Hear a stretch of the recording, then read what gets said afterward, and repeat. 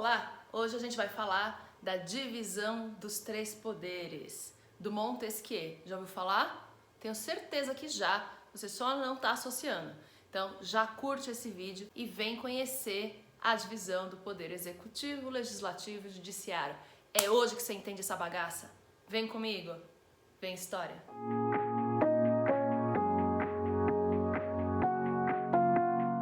Primeira coisa, nem sempre houve a divisão dos três poderes.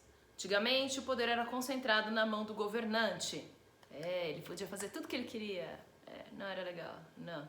Aí veio um cara, filósofo do iluminismo, falando que precisava dividir o poder nesses três tipos de poderes. O que é o poder executivo? É aquele que vai administrar. Ele não é um mero executor das normas já estabelecidas. Ele também precisa ver tudo aquilo que precisa ser feito, o orçamento que vai ser dedicado, a quantidade de dinheiro que vai ser gasto em cada área da sociedade. Então, tudo esse planejamento é feito pelo poder executivo. O poder legislativo é aquele que vai fazer as leis. Muito bem, ele é um dos poderes mais importantes. E o poder judiciário, ele nada mais é do que a justiça, aquele que vai, então, verificar se as leis estão sendo cumpridas e respeitadas. Agora vamos saber quem é quem nessa nosso governo maluco, que não é nada maluco, ele é bem estruturado, é só seguir bonitinho como tá. Dentro do executivo, na esfera federal, nós temos o presidente ou presidenta, tanto faz quem está no poder, e essa pessoa é eleita, muito bem? Essa pessoa é eleita no mandato de 4 anos e ela tem o direito de nomear os seus ministros. Sim, então o ministro da Economia, ministro da Cultura, ministro da Educação e assim vai, certo? Essas pessoas são auxiliares do presidente. Muito bem. Dentro da esfera estadual é o governador e ele também nomeia os seus secretários, secretário da Educação, secretário da Saúde, secretário e assim vai. Tudo bem? E também são eleitos os governadores, mandatos de 4 anos. E na esfera municipal nós temos os prefeitos, também eleitos no mandato de 4 anos e eles também nomeiam os seus secretários, mesma coisa que no estado, só que aí do município, da cidade. Tudo bem? Esse é o poder executivo. Vamos então passar para o poder legislativo. Aí você deve estar se perguntando, mas por que eu tenho que saber isso? Porque tem eleição, meu anjo. Você escolhe essas pessoas, você tem que saber o que elas fazem.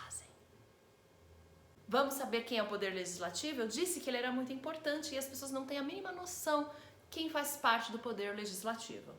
Legislativo. Na esfera federal são senadores e deputados federais. Sim, são esses caras que vão fazer as leis. Você tem que escolher eles muito bem, tá?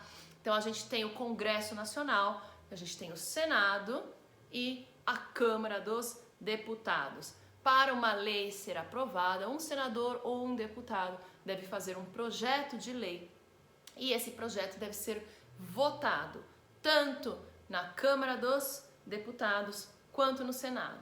Só depois de ser aprovado nos 2 lugares é que ele vai para a sanção presidencial. E aí o presidente vai lá e sanciona a lei, ele assina, ele fala, beleza, vai entrar em vigor, vai funcionar.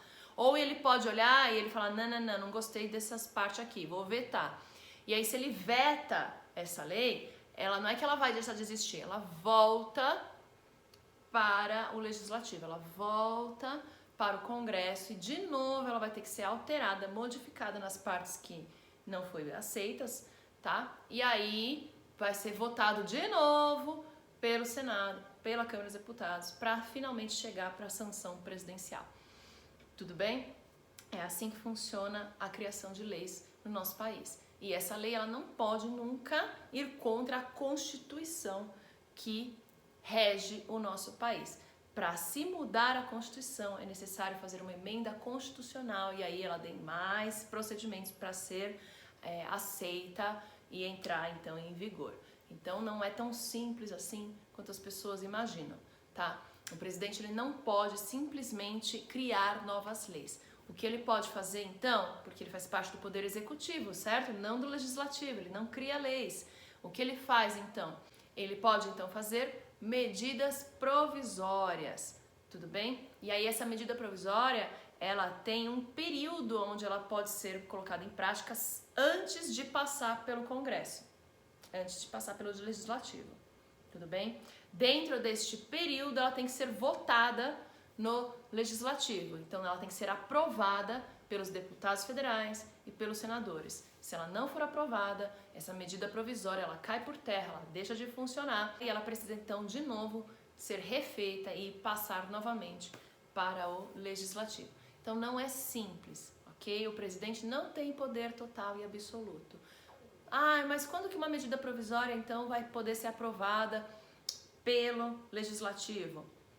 Bom, para isso, você na hora de votar, precisa votar em pessoas que estejam em concordância com o seu candidato de presidente, certo? Não adianta você votar o presidente do partido X e o seu senador ou deputado do partido Y, que é totalmente contra o partido do presidente e vice-versa. Eles precisam estar de acordo, tudo bem? Quanto mais pessoas do legislativo estiverem de acordo com a pessoa que foi eleita no executivo, mais fácil vai ser governar, tudo bem? Se não, mais difícil vai ser para o presidente governar.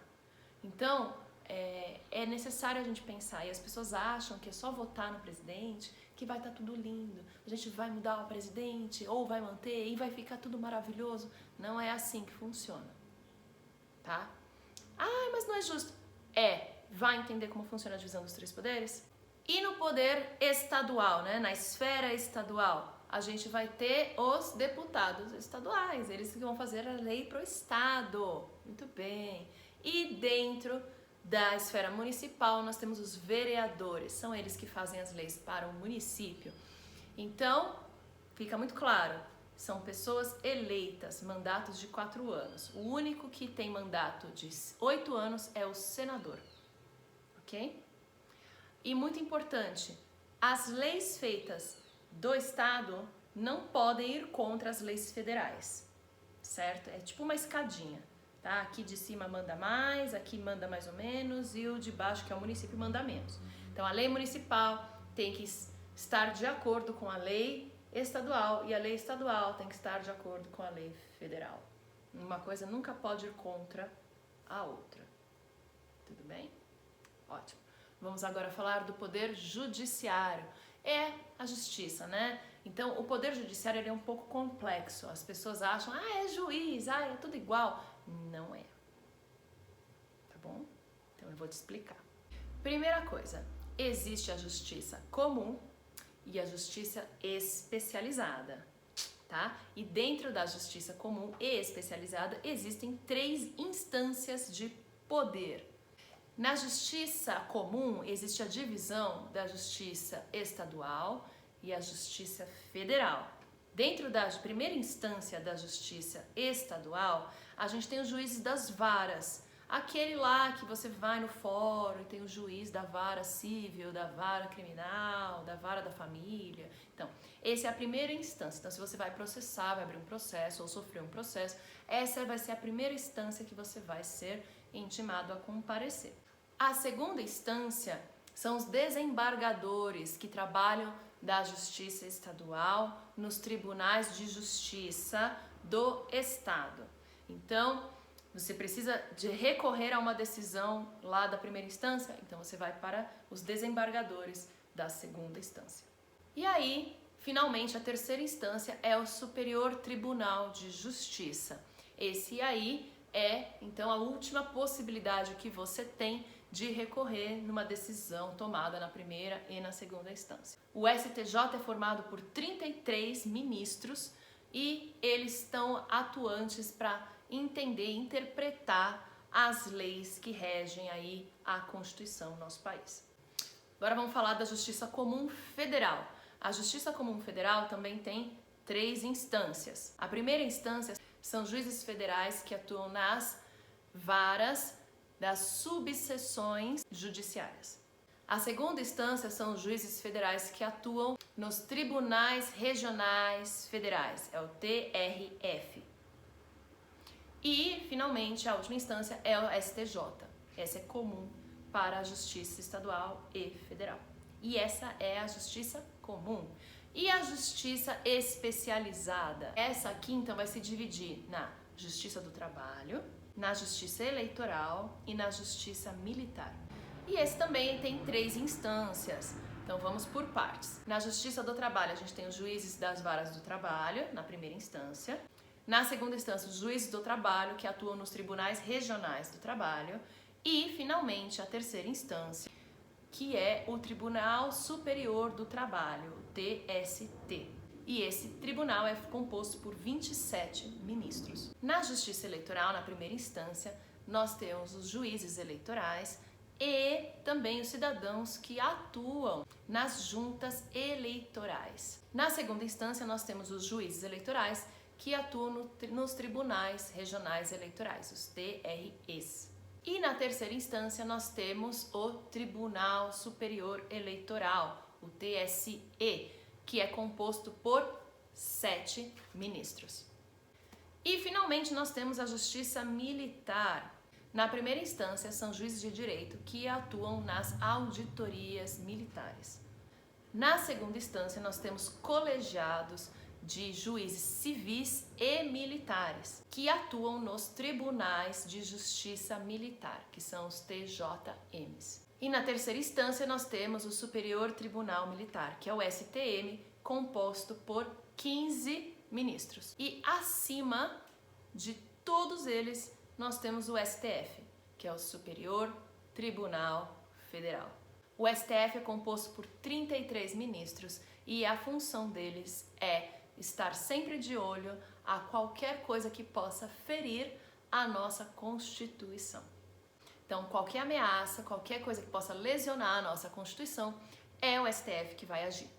Acho que deu para perceber que o nosso sistema, ele não é tão simples, ele é complexo. E por que ele é complexo? Exatamente para evitar que uma única pessoa ou um grupo de pessoas tenha um poder demais em suas mãos. E é por isso que Montesquieu propôs essa divisão dos 3 poderes.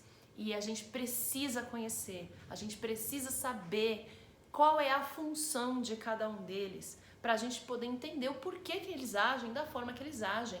E quando uma pessoa está agindo fora daquilo que é a sua função, daquilo que o seu poder lhe permite agir. E é por isso que agora, que a gente vai chegar nas eleições, a gente precisa entender isso, para que a gente possa escolher melhor. Não adianta nada você escolher de qualquer jeito, depois sentar a bunda no sofá e reclamar. Primeiro vai entender, a informação tá aqui, ó, de graça, disponível para você. Um Google que você vai dar, que vai te ajudar a entender como funciona esse nosso sistema. Então, vai entender, vai aprender e escolhe direito, para não ter que ficar mais 4 anos reclamando de um governo que você não gosta. Ou então, reclamando de uma pessoa que você vai eleger e vai falar, pô, mas não fez o que eu queria. Pois é, vamos entender melhor como funciona o sistema, para que você possa entender quem são essas pessoas. Escolhe direitinho e a gente se vê no próximo vídeo. Beijos e tchau!